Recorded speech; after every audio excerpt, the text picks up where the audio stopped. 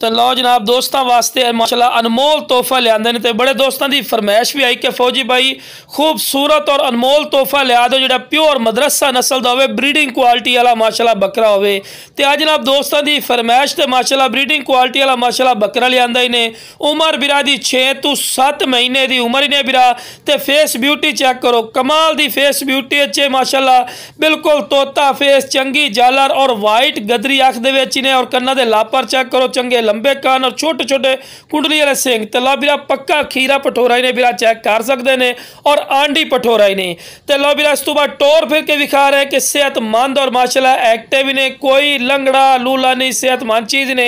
और बिरा डिमांड ही बिल्कुल जायज़ और मकूल हो सी, हालांकि अपनी वो डिमांड नहीं होती। हालांकि मंडिया चले जाओ ना बिरा, ये जो पठोरा कम अज़ कम तो 45 हज़ार रुपये तो घट नहीं मिलना, क्योंकि नस्ल और क्वालिटी का पैसा होता है। लेकिन अपना बिल्कुल जायज़ और मकूल